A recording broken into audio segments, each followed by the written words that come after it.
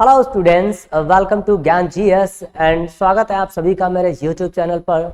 आज मैं एक ऐसी क्लास स्टार्ट करने जा रहा हूं जो कि बीएससी सेमेस्टर फर्स्ट वालों के लिए है, बहुत ज़्यादा इम्पॉर्टेंट है। इसमें हम बात करेंगे सिलेबस के बारे में। केमिस्ट्री का सिलेबस में हम लोग क्या क्या पढ़ेंगे वो सारी चीज़ों को कवर करेंगे। बहुत ध्यान से आपको देखना है कि किस तरीके से जो केमिस्ट्री का सिलेबस है जो कि 12th की केमिस्ट्री से बहुत ज़्यादा रिलेट करता है, और ये सिलेबस आपका बहुत ही हेल्पफुल होने वाला है आपके एग्जाम के लिए। ठीक है, कोई भी चीज़ होती है, जैसे मान लो हम किसी की स्टडी या किसी की प्रिपरेशन कर रहे हैं, तो अगर आपको उसका सिलेबस ही नहीं पता है तो आप स्टडी कैसे अच्छा करके कर पाएंगे। तो मेरा सवाल आपसे ये है कि क्या हम बीएससी सेमेस्टर फर्स्ट की केमिस्ट्री का सिलेबस पढ़ना चाहिए? तो आंसर इज यस, क्योंकि अगर हम सिलेबस पढ़ते हैं तो बहुत सारी चीज़ें अल्टीमेटली कवर होती जाती है। चलिए मैं यहां पर लिख देता हूं आप लोगों के लिए, BSc semester first sem first chemistry syllabus. Chemistry syllabus BSc semester first में सिलेबस में 8 यूनिट है, और प्रत्येक यूनिट में क्या क्या चीज़ें कवर करनी है। तो फर्स्ट ऑफ ऑल तो हम लोग देखेंगे कि कौन कौन सी यूनिट है और उनमें क्या क्या पढ़ना है। तो फर्स्ट यूनिट है, यूनिट का नेम है molecular polarity. Molecular polarity and weak chemical force. Chemical force, इसके अंतर्गत क्या क्या चीजें पढ़नी है। तो पहला तो टॉपिक आता है resonance and resonance energy. Resonance energy, उसके बाद में आता है हाइड्रोजन बॉन्डिंग। हाइड्रोजन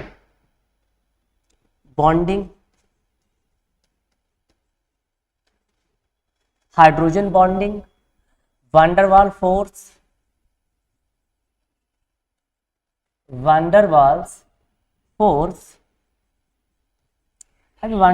फोर्सेस कई टाइप के होते हैं, लेकिन हम लोगों को क्या करना है, अभी सिलेबस देख रहे हैं तो सिलेबस में केवल वही चीजें देखनी है जो हमें पढ़नी है, क्योंकि एग्जाम में बहुत ज्यादा पूछे जाते हैं ये टॉपिक जो कि मैंने लिखे हैं। Resonance energy, resonance, hydrogen bonding, वैंडरवाल force, ये ऐसे टॉपिक हैं जो कि एग्जाम में फर्स्ट सेमेस्टर में आते ही आते हैं। दूसरे टॉपिक हैं जैसे डाइपोल मोमेंट भी पूछा जाता है बहुत ज्यादा। डाइपोल मोमेंट, उसके बाद में पोलराइजिबिलिटी,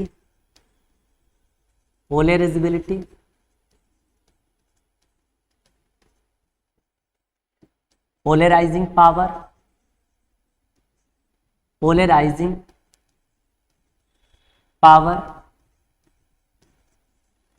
फजान्स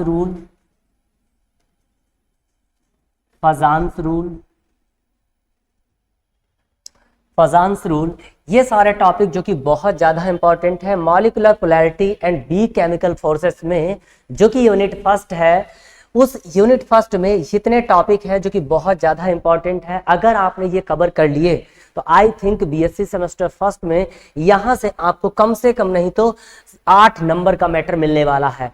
दूसरी जो यूनिट आती है, वैसे बहुत सारे देखो इसमें और भी मटेरियल है, लेकिन मैं सबको इंक्लूड नहीं कर रहा हूं। मैं यहाँ पर वही चीजें इंक्लूड कर रहा हूं जो कि एग्जाम में पूछे जाते हैं। जो टॉपिक एग्जाम में पूछे जाते हैं मैंने वही इंक्लूड किए हैं, बाकी 2-4 और इसमें होंगे लेकिन वो मैं इंक्लूड नहीं कर रहा हूं। बात समझ में आ रही सब लोगों के? ठीक है, चलिए इसका आप स्क्रीनशॉट ले सकते हैं, ले लीजिए।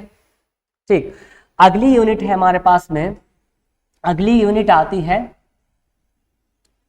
मैं यहाँ इसको इरेज कर दूं, उसके बाद अगली यूनिट आती है जो कि बहुत ज्यादा इंपॉर्टेंट है और उससे भी बहुत सारे क्वेश्चन पूछे जाते हैं। आप लोग साथ में लिखते जाइएगा। सेकेंड यूनिट है सेकेंड यूनिट में हम लोग पीरियोडिक प्रॉपर्टीज दे सकते हैं, periodic properties of atoms, periodic properties of atoms with reference to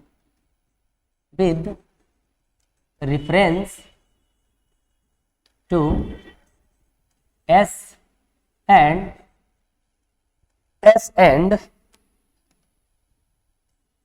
P block, S and P block element. Periodic properties of atoms, atoms की जो पीरियोडिक प्रॉपर्टीज होती हैं, रेफरेंस किसका लेंगे? एस और पी ब्लॉक का रेफरेंस लेंगे। तो यहाँ पर कौन कौन से टॉपिक पढ़ने हैं? एक तो हमें पढ़ना होता है आयोनाइजेशन पोटेंशियल, आयोनाइजेशन पोटेंशियल,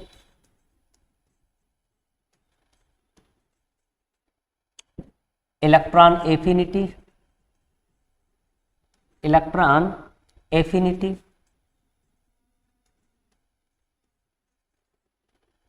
तीसरा टॉपिक रहता है electronegativity,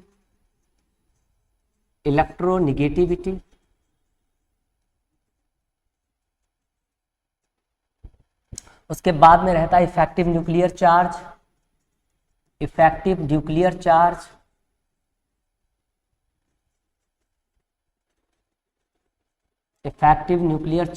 and Slater rule, Slater's rule. ये जो टॉपिक है जो कि पीरियोडिक प्रॉपर्टीज ऑफ एटम्स में पढ़ने हैं, ionization potential, electron affinity, electronegativity और effective nuclear charge and Slater's rule, ये जो 4-5 टॉपिक हैं इस यूनिट में जो कि बहुत ज़्यादा इंपॉर्टेंट हैं और यहाँ से भी क्वेश्चन कई मर्तबा पूछा जा चुका है बीएससी सेमेस्टर फर्स्ट एग्जाम में। इसके बाद हमारे पास में जो यूनिट आती है वो यूनिट है सिंपल बॉन्डिंग वाली। चलिए मैं इसको इरेज कर देता हूं, इसके बाद आप लोग तीसरी यूनिट लिख लीजिएगा सब लोग।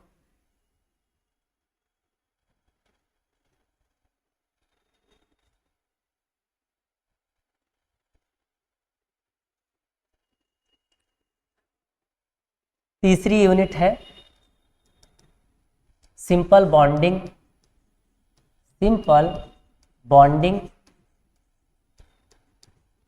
एंड मॉलिक्यूलर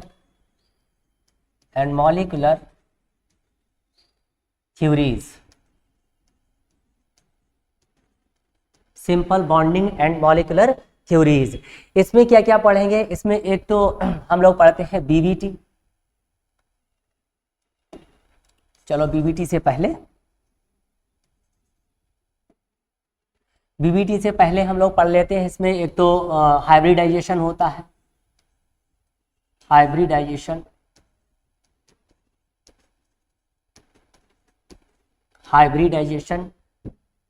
दूसरा है बीबीटी को शॉर्टकट बीबीटी, वैसे इसका नाम होता है बैलेंस बॉन्ड थ्योरी, मैं इसको मेंशन कर दे रहा हूं, बैलेंस बॉन्ड थ्योरी। उसके बाद में एटॉमिक ऑर्बिटल्स,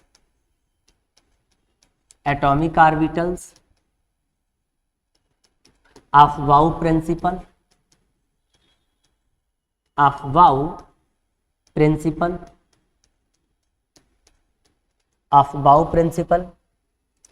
वेस्पर थ्योरी,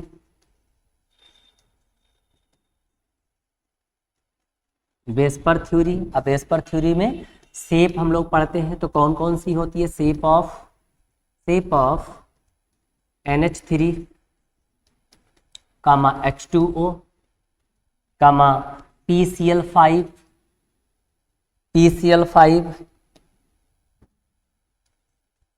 सही से लिख दो इसको, PCl5, SF4 molecule, SF6 molecule, I3- ClF3 and H3O+ molecule ETC। देखिए ये जो हमारे पास में तीसरी यूनिट है हालांकि सिलेबस में आपके ये वाली जो यूनिट है वो सेकेंड नंबर पर रखी गई है, वो वाली थर्ड नंबर पर रखी गई है, लेकिन ये मायने नहीं रखता है कि हम किस यूनिट को किस नंबर पर मेंशन कर रहे हैं। बात समझ में आ रही है? ओवरऑल हमें याद होना चाहिए, हमें पता होना चाहिए कि हमारे सिलेबस में कितनी यूनिट है और जितनी यूनिट है उनके नेम क्या है, उनके अंडर हमें क्या क्या कवर करना है, क्या क्या पढ़ना है, ये हमें ओवरऑल याद रखना है। तो बहुत ध्यान से देखना है। ये जो यूनिट थर्ड में मैंने लिखा है simple bonding and molecular theories, इसमें हाइब्रिडाइजेशन पढ़ना होता है, बैलेंस बॉन्ड थ्योरी पढ़नी होती है, एटॉमिक ऑर्बिटल्स पढ़नी होती हैं, जो कि आपने 12th में बहुत ज्यादा पढ़ी भी होंगी। Aufbau principles, बेस्पर theory. अब बेस्पर थ्योरी के अंतर्गत हमें शेप पढ़नी होती है मॉलिक्यूल्स की, कौन कौन से मॉलिक्यूल दिए गए हैं आपके सिलेबस में, NH3, H2O, PCl5, SF4, SF6, I3-, ClF3 and H3O+ molecule etcetera. इतने मॉलिक्यूल्स आपके बेस्पर थ्योरी में दिए गए हैं जो कि आपको कवर करने हैं। इसमें से 2 या 3 एग्जाम्पल हर बार पूछे जाते हैं एग्जाम में, और यहाँ से क्वेश्चन आपका कॉम्पिटिटिव एग्जाम भी पूछ लिया जाता है जब बच्चे MSc एंट्रेंस का एग्जाम देते हैं या फिर JNU का एग्जाम देते हैं। बट हाल फिलहाल हम लोग वहां पर अभी नहीं देख रहे हैं, हम लोगों को देखना है BSc में कहाँ से क्वेश्चन पूछे जाते हैं, तो वो सिलेबस के बारे में बात कर रहे हैं। वैसे इसमें बहुत सारी चीजें हैं, लेकिन मैं उन्हीं चीजों को मेंशन कर रहा हूँ जो आपको पढ़ने हैं, इंपॉर्टेंट जो पढ़ने हैं। बात समझ में आ रही है सब लोगों के? ठीक है, उसके आगे एक लास्ट टॉपिक है हमारे पास में है, वो है मॉलिक्यूलर ऑर्बिटल थ्योरी। चलिए इसका आप एक स्क्रीनशॉट ले लीजिए। चलिए इसको हम बताते हैं, उसके बाद में इसके आगे आता है molecular orbital theory. Molecular orbital theory में कौन कौन से मॉलिक्यूल्स का हम लोग एमो डायग्राम बनाते हैं वो भी चेक करेंगे, जो कि एग्जाम में बहुत ज्यादा पूछे जाते हैं। अब ये इसीलिए ये जो आपका BSc सेमेस्टर फर्स्ट है, यहाँ इस सेमेस्टर को क्वालिफाई करना बहुत इजी होता है, क्योंकि इसका पूरा सिलेबस जो होता है 11th-12th से मैच कर रहा होता है। तो मैं आपको बता दूं यहाँ पर कि जो मॉलिक्यूलर ऑर्बिटल थ्योरी है, MOT जिसको कहा जाता है, इसका फुल नेम होता है molecular orbital theory, molecular orbital theory. इसमें हम लोगों को एमो डायग्राम पढ़ना होता है, तो हम लिख देंगे यहाँ पर MO diagram of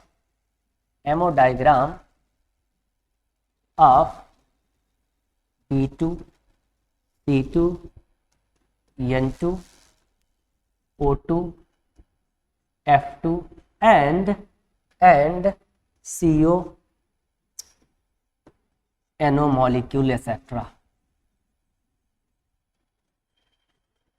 in molecules का हमें क्या पढ़ना है, एमओ डायग्राम पढ़ना है, मॉलिक्यूलर ऑर्बिटल डायग्राम पढ़ना है। किसके लिए? B2 के लिए, C2 के लिए, N2 के लिए, O2, F2 एंड CO और NO। इसके लिए हमें क्या पढ़ना है, एमओ डायग्राम पढ़ना है। सबसे पहले तो MOT यानी मॉलिक्यूलर ऑर्बिटल थ्योरी के फीचर्स पढ़ने हैं, इसकी प्रॉपर्टीज पढ़नी है कि मॉलिक्यूलर ऑर्बिटल थ्योरी होती क्या है। फिर उसके बाद में हमें क्या पढ़ना है, मॉलिक्यूलर ऑर्बिटल थ्योरी के रिस्पेक्ट में या मॉलिक्यूलर थ्योरी को यूज करके हमें इन मॉलिक्यूल्स के लिए जो कि डाइएटॉमिक मॉलिक्यूल्स हैं सारे। अब इसमें से डाइएटॉमिक मॉलिक्यूल्स 2 टाइप के हैं, एक तो होमो डाइएटॉमिक मॉलिक्यूल्स, दूसरे हैं हेटेरोडाइएटॉमिक मॉलिक्यूल्स। होमो इसमें कौन कौन से होंगे, तो B2, C2, N2 and F2, ये वाले जो मॉलिक्यूल हैं वो होमो डाइएटॉमिक मॉलिक्यूल है, होमो डाइएटॉमिक मॉलिक्यूल। यहां पर CO एंड NO ये हेटेरोडाइएटॉमिक मॉलिक्यूल होते हैं, हेटेरोडाइएटॉमिक मॉलिक्यूल। बात समझ में आ रही है सब लोगों के? यहां पर आपको ये भी क्लियर हो गया है कि होमोडाइएटॉमिक मॉलिक्यूल्स किस प्रकार के होते हैं, हेटेरोडाइएटॉमिक मॉलिक्यूल किस प्रकार के होते हैं। आप देख पा रहे हैं होमोडाइएटॉमिक मॉलिक्यूल्स में ये जो B2 है, होमो का मतलब होता है सेम, डाई का मतलब है यहां पर 2 यानी 2, और एटॉमिक का मतलब है एटम। ऐसा डाइएटॉमिक मॉलिक्यूल जिसमें 2 सेम एटम होते हैं उसको होमोडाइएटॉमिक मॉलिक्यूल कहा जाता है, जबकि हेटेरो का मतलब है डिफरेंट, और डाई का मतलब है टू, और एटॉमिक का मतलब एटम से है। बात समझ में आ रही है सब लोगों के? ऐसे डाई एटॉमिक मॉलिक्यूल्स जिसमें दो डिफरेंट एटम होते हैं उनको हेटेरो डायटोमिक मॉलिक्यूल कहा जाता है। चलिए इस चीज को लिख लीजिए। उसके बाद हमारे पास में फोर्थ यूनिट है, उसको भी देख लेते हैं कि फोर्थ यूनिट कौन कौन सी है। इसका आप स्क्रीनशॉट ले सकते हैं, ले लीजिए। चलिए इसके आगे फोर्थ यूनिट कौन सी है? फोर्थ यूनिट से भी क्वेश्चन बहुत ज्यादा पूछे जाते हैं एग्जाम में।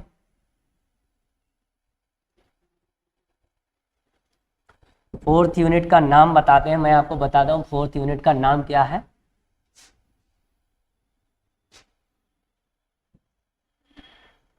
Fourth unit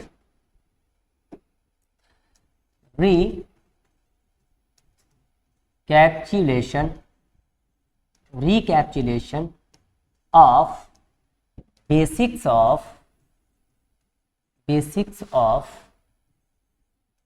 organic chemistry, basics of organic chemistry. देखिए इसमें भी बहुत ज़्यादा इम्पॉर्टेंट टॉपिक है, जैसे लेट्स से हाइब्रिडाइजेशन, यहाँ भी है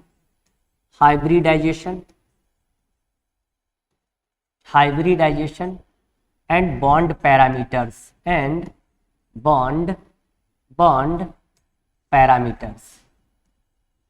अब बॉन्ड पैरामीटर्स की अगर हम बात करें, बॉन्ड पैरामीटर्स में अगर हम बात करें तो बॉन्ड पैरामीटर्स में आता है, तो हमारा आ जाता है बॉन्ड लेंथ के बारे में पढ़ना है। उसके बाद में आ जाता है बॉन्ड एंगल, बॉन्ड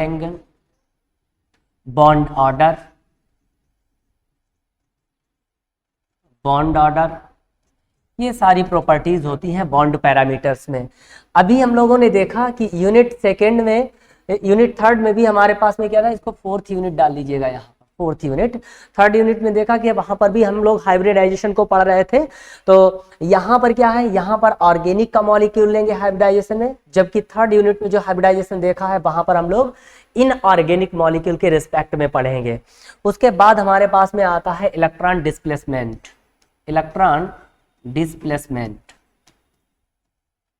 अगला टॉपिक है इसी यूनिट में इलेक्ट्रॉन डिस्प्लेसमेंट।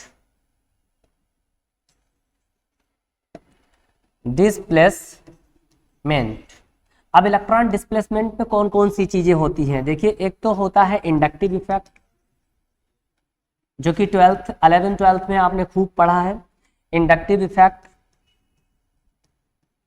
उसके बाद में आता है मीजोमेरिक इफेक्ट,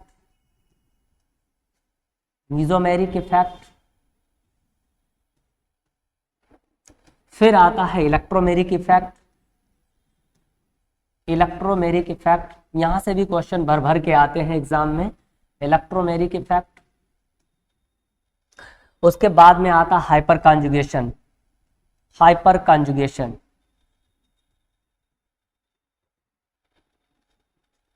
इलेक्ट्रॉन डिस्प्लेसमेंट में ये 4 टॉपिक बहुत ज्यादा मायने रखते हैं और आपके सिलेबस में यहाँ से क्वेश्चन भी खूब ज्यादा पूछे जाते हैं। तो आपको क्या करना है, आपको यहाँ पर सिलेबस की जो यूनिट है वो तो याद रखनी है, साथ ही साथ आपको हर यूनिट में क्या कंटेंट है उस कंटेंट को भी आपको लर्न करना है, जिससे आपका 50% सिलेबस और 50% रिवीजन तैयारी आप सिलेबस को याद करने से ही हो जाती है। चलिए उसके बाद मैं यहाँ पर आपको बताता हूँ कि और क्या पढ़ सकते हैं इसमें। देखो चाहो तो इसका स्क्रीनशॉट ले सकते हैं, ले लीजिए इसका स्क्रीनशॉट। ठीक है, आगे बताता हूँ कि इसी में हमारे पास में है चार्ज ट्रांसफर कॉम्प्लेक्सेस और इंक्लूजन कंपाउंड, जो कि बहुत ज्यादा इंपॉर्टेंट है। मैं यहाँ पर उन्हीं चीजों को मेंशन कर रहा हूँ सिलेबस में जो आपके एग्जाम में ज्यादातर पूछे जाते हैं। वैसे तो सिलेबस में 2-4 चीजें और हैं, लेकिन मैं उन सारी चीजों को यहाँ पर नहीं बता रहा हूँ, उसे बताने का कोई फायदा नहीं है। ठीक है, चलिए आगे, इसके आगे कौन से हैं? Inclusion compound,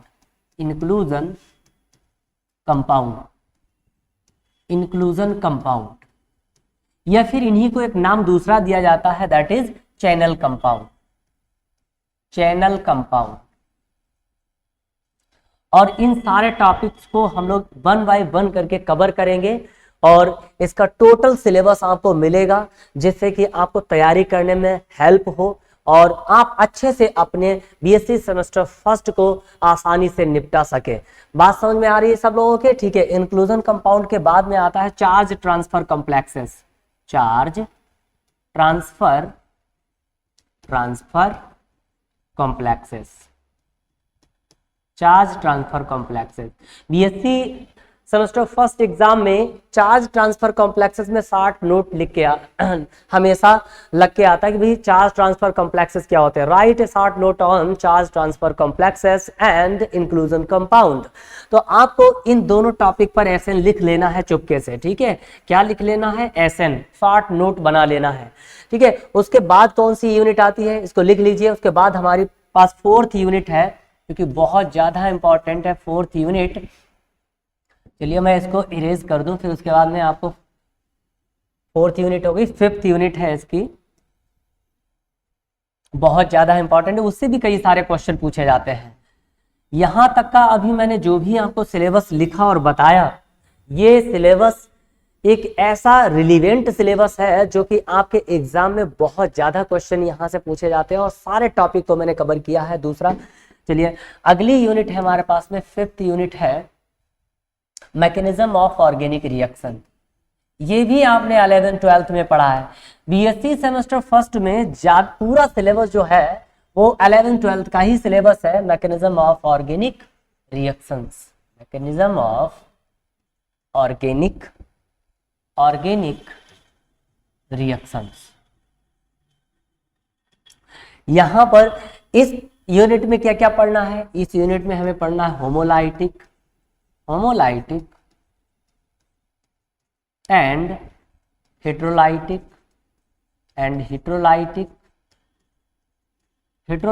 bond cleavage. फिर उसके बाद में हमें पढ़ने होते हैं इसी यूनिट में इलेक्ट्रोफाइल एंड न्यूक्लियोफाइल।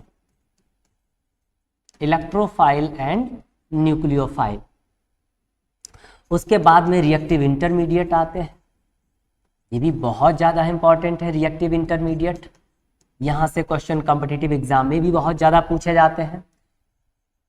इंटरमीडिएट, अब इंटरमीडिएट बहुत प्रकार के हो सकते हैं, जैसे इंटरमीडिएट हमारे पास में होता है फ्री रेडिकल इंटरमीडिएट है,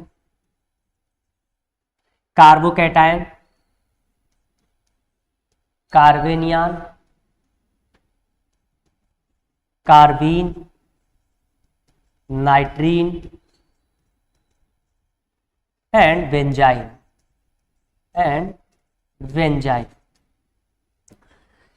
रिएक्टिव इंटरमीडिएट में कौन कौन से रिएक्टिव इंटरमीडिएट है? Free radical, carbocation, carbanion, carbene, nitrene and benzyne, ये सारे इंटरमीडिएट पढ़ने हैं। उसके बाद में ऑर्गेनिक रिएक्शंस भी पढ़नी है इसमें। ऑर्गेनिक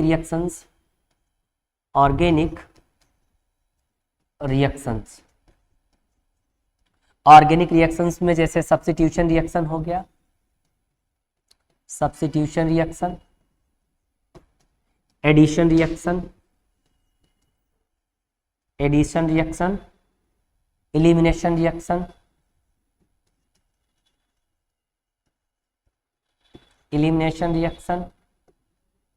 रीअरेंजमेंट रिएक्शंस,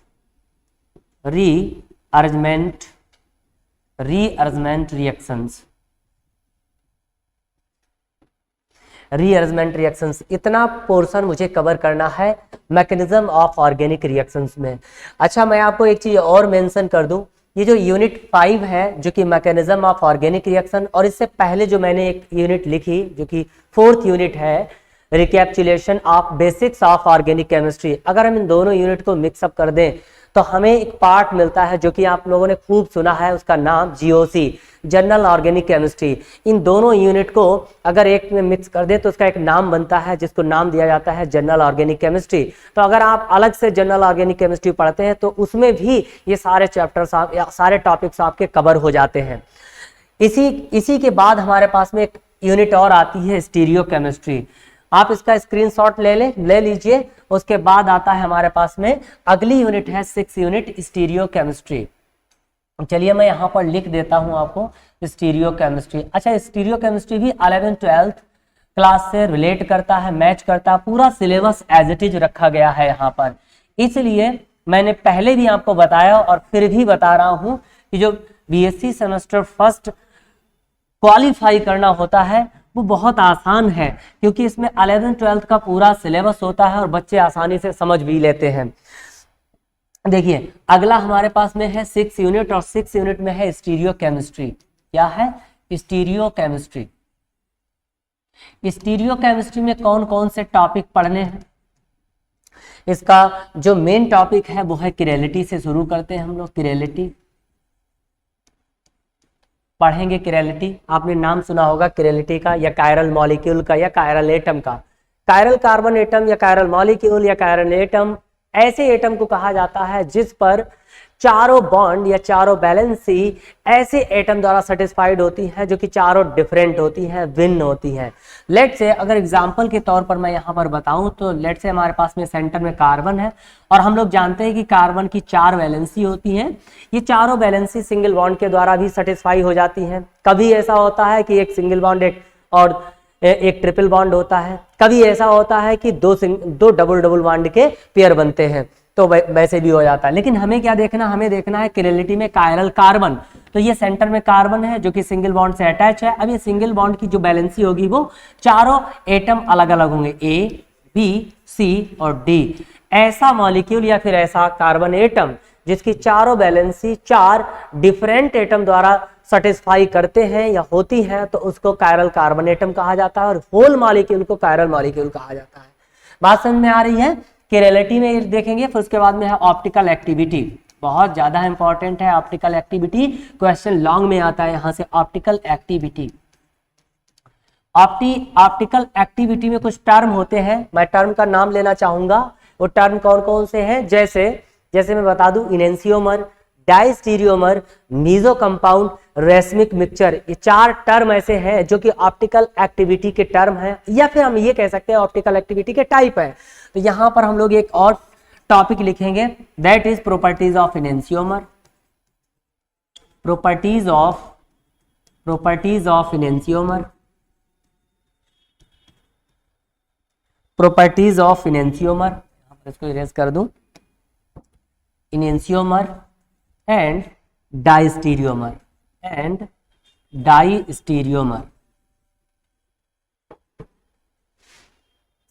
फिर उसके बाद हमारे पास में आता है, ये तो इनेंसियोमर हो गया, डाइस्टीरियोमर हो गया। फिर एक रूल आता है जो कि बहुत ज्यादा इंपॉर्टेंट है, यहां से भी क्वेश्चन लॉन्ग में आता है। लॉन्ग में नहीं आएगा तो आपको एक क्वेश्चन जो है मल्टीपल चॉइस में तो मिलना ही मिलना है। कौन सा है? Sequence rule. सीक्वेंस रूल, इसी रूल को एक और नाम दिया जाता है, sequence rule is also known as CIP rule, is also known as CIP rule. Stereochemistry का जो सबसे बिंदास टॉपिक है, जो सबसे इंपॉर्टेंट टॉपिक है, जो सबसे अच्छा टॉपिक है, जिस पर क्वेश्चन बहुत ज्यादा पूछे जाते हैं। दूसरी चीज, यहां से क्वेश्चन कॉम्पिटिटिव एग्जाम में भी पूछे जाते हैं, वो है CIP रूल या फिर सीक्वेंस रूल। CIP रूल या फिर सीक्वेंस रूल, इसी पर बेस्ड एक बहुत अच्छा टॉपिक है। इससे क्या किया जाता है? CIP रूल से बहुत सारे मॉलिक्यूल, बहुत सारे कंपाउंड का नॉमेनक्लेचर किया जाता है। तो उन नॉमेनक्लेचर करने वाले जो सिस्टम होते हैं उनका नाम क्या है, मैं यहां पर मेंशन कर रहा हूं, आप लोग बहुत ध्यान से देखिएगा। एक तो होता है DL and RS, system of nomenclature, system of nomenclature,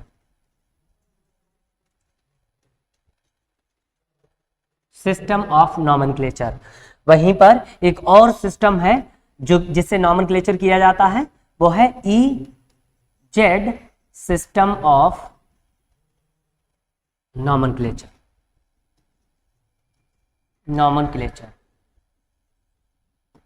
अब मुझसे कोई पूछे कि इनमें से सर अगर मुझे स्पेशलाइजेशन देना हो या इसमें मुझे ये बताना हो कि इन सारे टॉपिक्स में से, स्टीरियोकेमिस्ट्री के सारे टॉपिक्स में से कौन सा सर्वाधिक इंपॉर्टेंट है, कौन सा सबसे ज्यादा इंपॉर्टेंट है, जहां से क्वेश्चन बहुत ज्यादा पूछे जाते हैं, तो मैं आपको बता दूं, आप एक तो सीक्वेंस रूल याद कर ले, DL system, RS system, EEZ system, ये 3 सिस्टम अगर आप याद कर लेते हैं तो इसका मतलब ये है कि स्टीरियोकेमिस्ट्री का आपने 90% पार्ट कवर कर रखा है।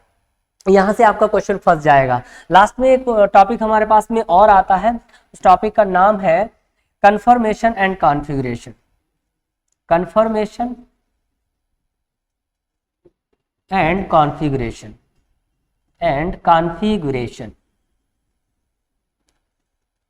हालांकि ये टॉपिक बहुत ज्यादा इंपॉर्टेंट तो नहीं कह सकते हैं, लेकिन हाँ इसके अंदर जो मटेरियल है, जैसे एन ब्यूटेन हो गया, एथेन हो गया, साइक्लोहेक्सेन हो गया, अगर इन 3 कंपाउंड की कन्फर्मेशनल स्ट्रक्चर पूछी जाए तो यहां से क्वेश्चन बहुत ज्यादा पूछा जाता है। तो कन्फर्मेशन एंड कॉन्फ़िगरेशन में रिलेशन आता है, डिफरेंस पूछा जाता है, ये भी हमारे लिए इंपॉर्टेंट है। इसके आगे मैं इसी का एक सब टॉपिक बताना चाहता हूं, वो कौन सा है, चलिए तब तक आप इसको एक लिख लीजिए या फिर स्क्रीनशॉट ले लीजिए। ठीक, आगे बढ़ते हैं। इसके आगे हमारे पास में कन्फर्मेशन एंड कॉन्फ़िगरेशन के आगे ही एक बहुत अच्छा टॉपिक है, जो कि कई बार वहां से क्वेश्चन डायरेक्ट तो नहीं पूछे गए हैं, लेकिन हाँ लॉन्ग में मिला के क्वेश्चन बहुत ज्यादा पूछे गए हैं। कोई क्वेश्चन लॉन्ग है, उसके 2-3 शॉर्ट पार्ट बना दिए और आपसे पूछ लिया। कौन सा है, देखिए उनको आता है हमारे पास में conformation of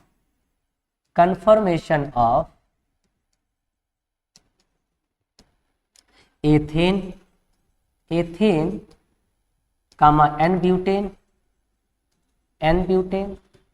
and cyclohexane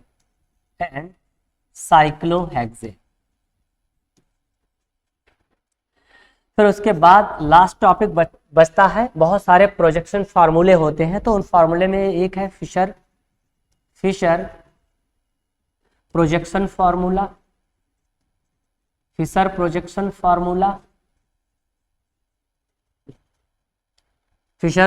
formula. उसके बाद आता है flying veg formula,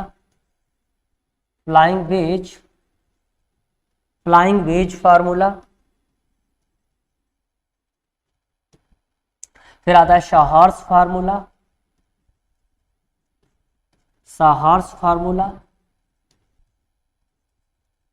and last में है Newman projection formula. Newman projection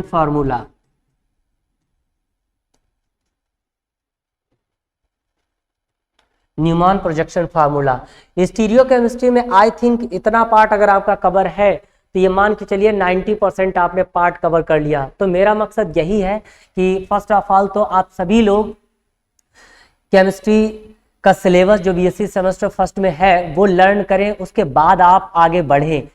अगर आप मेरे साथ बने रहेंगे तो मैं सिलेबस तो लिखा ही रहा हूं, साथ ही साथ इसकी हर एक टॉपिक पर डिटेल्ड वीडियो आने वाली है, और वो आप अगर मेरे साथ लगातार बने रहते हैं तो पूरा सिलेबस आपको मिलने वाला है। इससे आपको बहुत ज़्यादा हेल्प होने वाली है। दूसरी चीज़ मैं ये भी मेंशन कर दूं कि यहाँ पर आपको हिंदी इंग्लिश मिक्स वाली भी क्लासेस मिलेंगी, और साथ ही साथ आपको टोटल इंग्लिश वाली भी क्लासेस मिलेंगी। तो आपको डबल बेनिफिट होने वाला है। अगर आप हिंदी इंग्लिश मिक्स पढ़ना चाहते हैं तो आप तब भी आप पढ़ सकते हैं, और दूसरा अगर आप टोटल इंग्लिश में पढ़ना चाहते हैं तब भी आप पढ़ सकते हैं। बात समझ में आ रही है? चलिए इसके आगे हमारे पास 7वीं यूनिट है बेसिक कंप्यूटर, जिसमें बहुत ज़्यादा डिटेल में नहीं पूछा जाता है, बस हार्डवेयर एंड सॉफ्टवेयर पूछ लिए जाते हैं। बाइनरी नंबर पूछ ली जाती हैं कि बाइनरी नंबर क्या होती है, डेसिमल नंबर क्या होती है, ऑक्टाडेसिमल नंबर क्या होती है, ये सारी चीज़ें पूछ ली जाती हैं। लेकिन आपको मेनली क्या है, अपने केमिस्ट्री वाले सिलेबस में ध्यान रखना है कि कौन कौन सी चीज़ें एग्जाम में आती हैं। बट स्टिल अगर कंप्यूटर के बारे में देखा जाए तो मैं बता दूं, यहाँ पर जो 7th यूनिट है इसमें केवल बेसिक कंप्यूटर है। बेसिक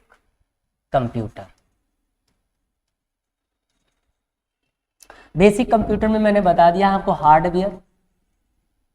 हार्डवेयर एंड सॉफ्टवेयर पढ़ने हैं। सॉफ्टवेयर और binary number and decimal number पढ़ने हैं। Binary number and decimal number. इससे ज्यादा आपको कुछ नहीं पढ़ना है इसमें बेसिक कंप्यूटर में। लास्ट यूनिट आती है,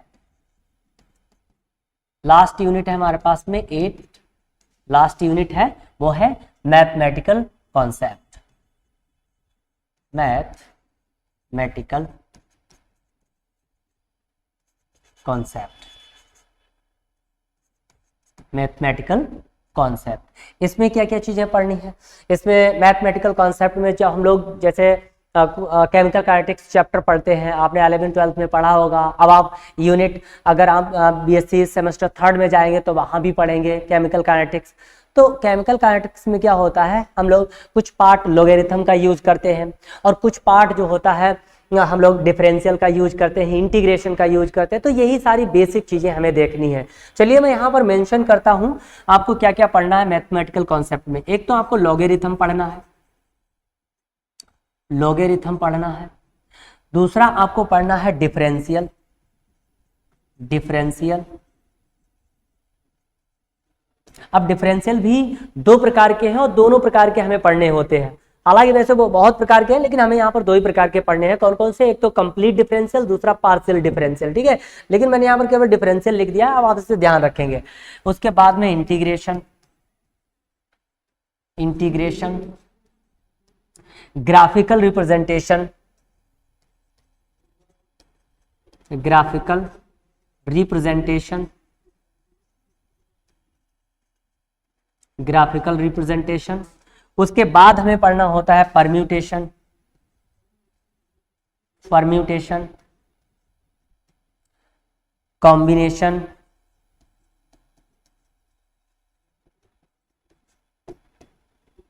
फैक्टोरियल्स, फैक्टोरियल्स। आई थिंक इतने ही टॉपिक हमें कवर करने होते हैं मैथमेटिकल कॉन्सेप्ट में, इससे ज्यादा हमें पढ़ना नहीं होता। लॉगरिथम हो गया, डिफरेंशियल हो गया, integration, graphical representation, permutation, combination और फैक्टोरियल्स। इतना ही जो है इतने ही टॉपिक हमें पढ़ने होते हैं मैथमेटिकल कॉन्सेप्ट में। तो ये रहा आपका सिलेबस, बीएससी सेमेस्टर 1st का केमिस्ट्री का सिलेबस। और आशा करता हूं कि यहाँ से अगर जो भी आपने टॉपिक देखे और आपने सिलेबस याद किया तो मुझे लगता है कि 50% आपका पूरा सिलेबस जो है इसी से कवर हो जाएगा। और अगर आप मेरे साथ बने रहेंगे तो मैं इसका पूरा कंटेंट भी प्रोवाइड कराऊंगा यूनिट वाइज। यूनिट में प्रत्येक टॉपिक पर एक डिटेल्ड वीडियो आने वाली है, तो आप लोग मेरे साथ कोऑपरेट करें, देखें, इसको शेयर करें और बहुत ज़्यादा से ज़्यादा स्पीड आउट करें। सो आज के लिए इतना ही। Thank you. Happy love of learning.